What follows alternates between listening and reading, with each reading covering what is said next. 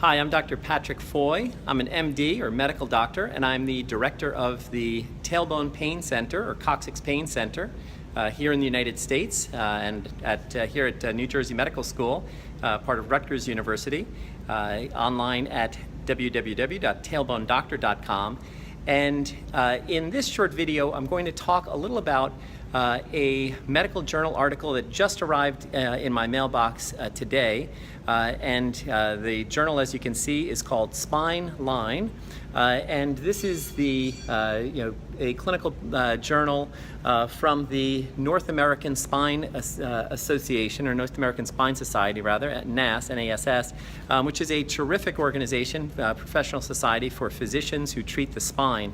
But I thought it was really interesting once I saw the cover, because as you can see, the cover article is all about, I'm going to zoom right in on that if you can see that, critical questions for the cyclist with low back pain, LBP.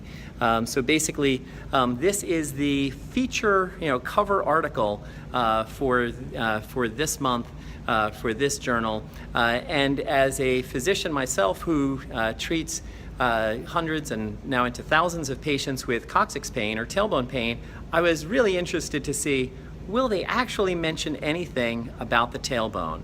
And mostly I was thinking that they will not, because the tailbone is often, unfortunately, forgotten when people are talking about back pain. In fact, I often refer to it as being the lowest of low back pain. Unfortunately, I was right, which when I flip to the actual article here, I'm going to show you a little about here in the journal article. They go through lots of different information about low back pain, and yet, unfortunately, they do not mention the tailbone or the coccyx at all. In fact, I thought it was really interesting when they are mentioning about issues or problems with the saddle of the seat, what you're actually sitting on, which, to me, if we zoom in here, you can see, where is the human body actually touching the saddle, touching the bicycle seat? Well, it's, right down there at the coccyx.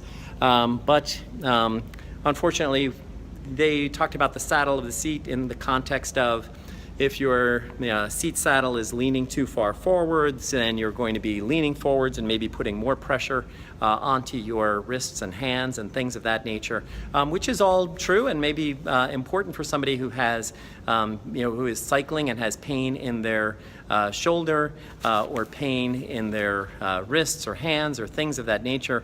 But it really doesn't, mention at all the pressure from the saddle, the actual discomfort based on the saddle, the seat that you're sitting upon. The number one thing, or first thing, most direct thing that I would think of would actually be the tailbone. So anyway, I'm just a short video to give you my sort of initial reaction to, again, this is a prestigious journal. This is a terrific journal. It's a terrific, medical professional society. But I think on this one, unfortunately, just like frequently happens, patients with tailbone pain will often tell you that they see their doctor and because they have pain down at the tailbone rather than pain in the lumbar spine, where doctors are much more familiar with seeing pain in their patients, that unfortunately pain at the tailbone gets ignored or left by the wayside or overlooked, and to some extent I think overlooked in this article. Again, it's an article on low back pain and for cyclists, and yet the lowest of low back pain, the lowest part of the spine indeed, which is the coccyx, which actually makes contact with the bicycle seat, which is a substantial issue for cyclists when they have tailbone pain, unfortunately was not mentioned at all in this particular article. Okay, so that's all. Just wanted to give you that initial reaction.